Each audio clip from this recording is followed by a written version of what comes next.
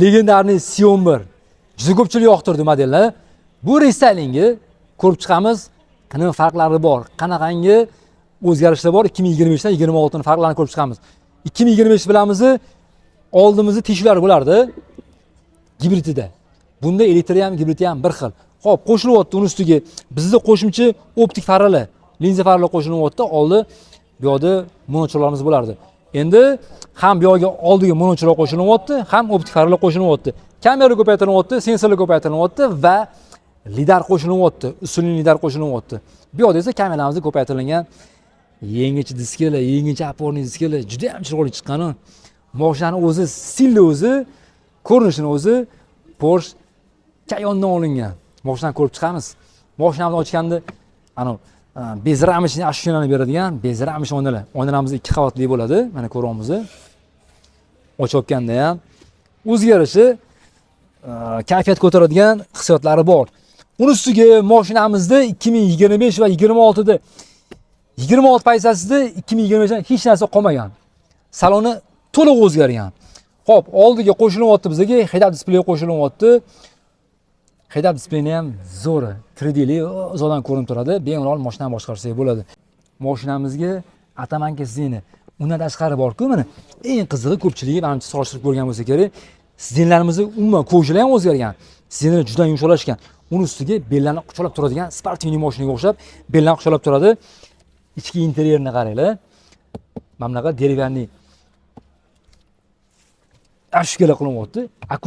Akustikasiga ko'pchilik bilmagan joyi aytgan. Mana 2025 da 12 ta akustika bo'lsa, 2026 da 21 ta kolonka, 21 ta akustika. Kattakon monitor qo'yilyapti, 17.2 dyum. Kattakon monitor qo'yilyapti. Bu ham xuddi shunaqa bemalol mashina boshqarsak bo'ladi. Ya'ni bagajni bossak, bagaj ochilyapti, yopsa yopilyapti. Bakolan to'g'lashimiz mumkin. Bu yerda oynani yopib qo'yib ochishimiz mumkin bo'ladi. Yon eshiklarimizni qoplab ochishimiz mumkin bo'ladi. Monitor ham qotmaydigan bo'lgan, bir tekislikda. Mana qaraymiz. Bu yerda barimizni kattalashgan, uni ustiga tepaga ko'tarilgan. Bu yerda yana qo'shimcha kichkina podstakanligimiz bor. Oyoq ostida mana bu o'rtada asha приятный-ku 3 xil hidli aromatizatор освежителlar qo'yilgan. Bu yerdan mashinamizdan bemalol xohlagan paytimizda yo'q, xohlagan paytda o'chirishimiz mumkin bo'ladi. Hop, ko'ramiz. Eng qizig'i orqada ham mana oldiga o'tirganda bemalol o'tirdimmi orqada. Orqa ham xuddi shunaqa o'tirib oyoqni cho'zib olganingizda ham oldini ko'rdinglar, bemalol o'tirdim. Oyoqni cho'zib o'tirdim, oyog'im yetib bormayapti edi. Shunda ham yana qancha joyi bor. Salonimiz juda ham keng. Bu yerda esa qo'litiga kichkina bar qo'shilyapti. Knopkasini bosganimizda podstakanliklar 2025 da bunaqa podstakanliklar yo'q edi. Mana bu 2026 da paydo bo'lyapti. Bagajdan ko'radigan bo'lsak, bagajlari ham juda ham keng. Oynalarimiz zatimyonli bo'ladi. Mana ko'ryapmiz, qoratirilgan oynalar. Bagajni qaranglar. Ochilishi ham, yopilishi ham to'liq elektronniy. Ichkarini o'zidan ochib, ichkarini o'zidan yopsak bo'ladi. Bagaj ham juda ham keng. Agarda kerak bo'ladigan bo'lsa, misol uchun deylik, kattaroq yuqortadigan bo'lsak, old zinamizdan tushirib ko'rsatib beray qo'ying, Yondan ko'taradigan bo'lsak, oldi tushadi. Katta spalnik bo'lsa ham bo'ladi. Kerak bo'lsa, bunaqasiga ham ishlatsak bo'ladi. Yana ozgina tizib qo'yishimiz ham mumkin bo'ladi. Ochsak, yana qayta yopishimiz ham elektronniy. Ortiqcha o'rgatchilik yo'q. Mashinamizning juda ko'p o'zgarishi bor. Mashinamiz aqlli bo'lgan, 2 barobar tez zaryadga oladigan bo'lgan. Yomkistlari, batareyalar ko'tarilgan. Eski modellarni bilamiz, 580 km bo'ladigan bo'lsa, bularniki 640 km. Okalar, nima deyapti? 640 ham elektr, ham gibrid bor. Agarda elektr bo'ladigan bo'lsa, elektrimizda 640 km to'liq elektr o'zida. Agarda gibrid paysasi bo'ladigan bo'lsa, gibridimizda 300 km elektr o'zida va 900 km benzin bilan birga. Общий probegi 1200.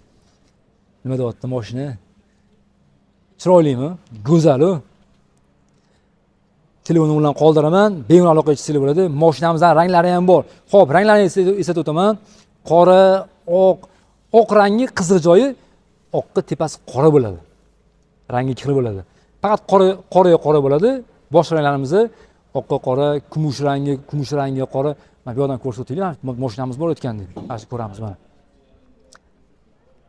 Bu ham full ekan mana. Mana qaranglar. Bu ham juda ham chiroyli. O'zgacha. Xo'p, salonimizning rangi ikki xil bo'ladi. Bu yerda hozir ko'rsatganimizni ikkalasi ham bir xil salon ko'rsatyapmiz, lekin buni cho'ko rang saloni ham bor. Cho'ko rang salonimizni ko'rsak bo'ladi. Bunda ham o'sha komplektsiyasi bir xil. Buni ikki xil pozitsiyasi bor. Birinchi pozitsiyasida farqlari: head-up display, atamanka sdzeni, salon podsvetki, massaj bo'lmaydi. Bularda massaj ham bor. Massaj ham bor. Uni ustiga, hop, yana bittasi esdan chiqib qopti. Orqada kichkina panel upravleniya deymiz. Orqa o'tirgan odamlar ham bemalol boshqarish mumkin bo'ladi. O'zini szenasini Abdul Abagirevini. O'sha narsa bo'lmaydi. Undan tashqari yana bitta narsa, hop, esdan chiqdi deb sal orqamizni, szenamizni birinchi pozitsiyasida Abdul Abagirev bo'lmaydi. Bunda to'rttalasida ham Abdul Abagirev bor. Uni ustiga szenalar, umniy szenalar, ya'ni avtomat tarzda o'zini o'zi isitadi, o'zini o'zi sovutadi. Qish kunlarimiz o'tirdingiz, mashina sovuq ekan, o'zini o'zi isityapti, yoz kunlari mashina olib olib ketdi, issiq ekan, o'zini o'zi sovutyapti. Mashinamiz juda ham aqlli. Agarda kimga lip motor mashinalar kerak bo'ladigan bo'lsa, telefon nomerlarini qoldiramiz. Telefon qilsanglar, shaxsan o'zim javob beraman. Savollar bo'lsa, bemalol yozsanglar bo'ladi, telefon qilsanglar ham bo'ladi. Instagram, Telegram hamma yoqda bormiz. Salomat bo'lamiz. Bizani yo'qotib qo'ymas uchun podpiskani bosib qo'yamiz.